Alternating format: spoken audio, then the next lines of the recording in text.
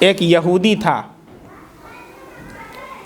उसने अपने एक मिशन बनाया कि इस्लाम के ताल्लुक़ से मुसलमानों को बदगुमान किया जाए। आज भी आप देखें, यूट्यूब के ऊपर चले जाएं, बहुत से चैनल्स आपको मिल जाएंगे जिनका 24 घंटे का वर्क ये है कि वो इस्लाम के बारे में वो टॉपिक्स रखते हैं, डिबेट करते हैं।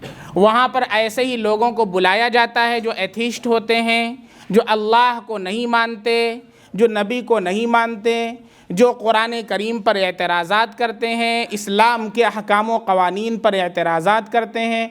और बहुत से हमारे ऐसे मुस्लिम नौजवान हैं जो यूट्यूब से दीन को सीखते हैं, वो वहाँ पर जाते हैं, उन स्ट्रीम के अंदर शिरकत करते हैं। और बाज़ तो ऐसे हैं कि जोश में आकर के वो लाइव उसके अंदर चले जाते हैं क्वेश्चन आंसर में, और ईमान से हाथ धो बैठते हैं।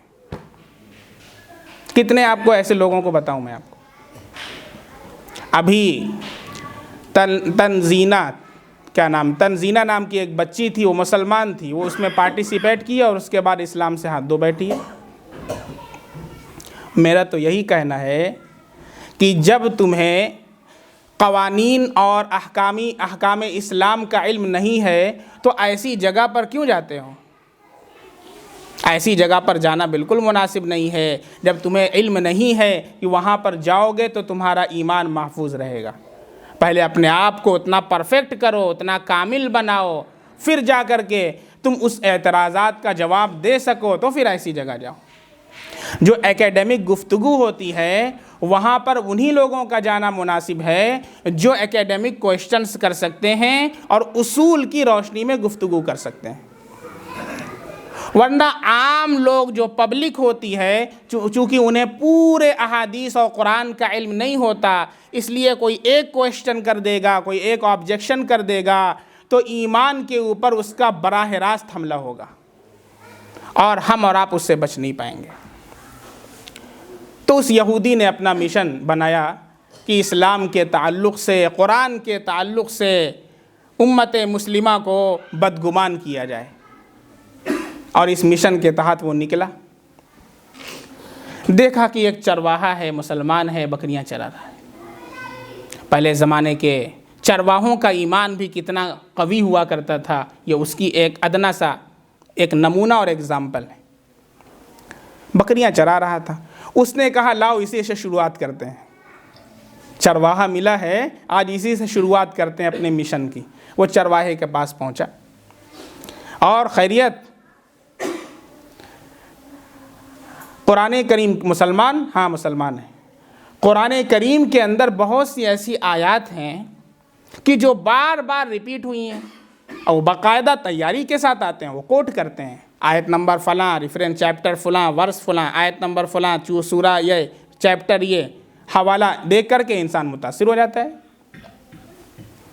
उसने कहा कि देखो ये आयत यहाँ पर भी है, फिर इसी को अल्लाह ने यहाँ रिपीट कर दिया, फिर यहाँ पर लेकर के आए।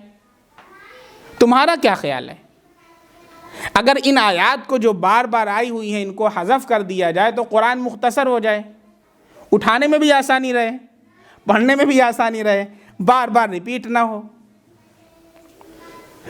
आपका ख्याल बहुत अच्छा है। चरवाहे ने क्या कहा, आपका ख्याल। अब तो यहूदी तो फूल कर कुप्पा हो गया कि मेरा पहला तीर दांव पर लग गया और अब हिरन का शिकार हो गया, अब बस खाना बाकी है। उसने कहा ठीक है, आपने ये कहा कि कुरान करीम में जो आयत रिपीट हैं उनको हज़फ कर दिया जाए ताकि कुरान करीम मुख्तसर हो जाए, पढ़ने में आसानी रहे, उठाने में आसानी रहे। कितनी अच्छी बात आपने की, बहुत अच्छी बात। तो मेरा भी यही ख्याल है कि अल्लाह ताला ने आपके जिस्म के अंदर जो दो हाथ दिए हैं उसमें से एक को काट दिया जाए। मेरा हाथ काटोगे कि हाँ, रिपीट है ना, रिपीट है वो, एक को काट दिया जाए, एक से काम चलेगा। और हाथ ही नहीं, ये जो दो कान आपके खूबसूरत नज़र आ रहे हैं, एक कान को काट दिया जाए। अरे मेरा कान काटोगे कि हाँ, रिपीट है वो ना, एक कान को काट दीजिए ताकि आपका जिस्म कुछ हल्का हो जाए, बहुत भारी भरकम है। और 2 आंखें भी आपके पास हैं, एक से काम चलता है, एक को फोड़ दिया जाए। और 2 पैर जो है, एक पैर को काट दिया जाए। एक पैर से बहुत से लोग हैं चलने वाले, क्या ख्याल है, क्या ख्याल है आपका? चुप। सिर्फ कुरान ही पर यह कानून लागू होगा, आपके जिस्म पर लागू नहीं होगा। वो चुप हुआ, वहीं से अपना बोरिया बिस्तरा उठाया और चला गया और कहा कि जब इस उम्मत के चरवाहे का ईमान इतना कवी है तो फिर इसके उलमा का ईमान का क्या आलम होगा। और वहीं से उसने अपने मिशन को बंद कर दिया।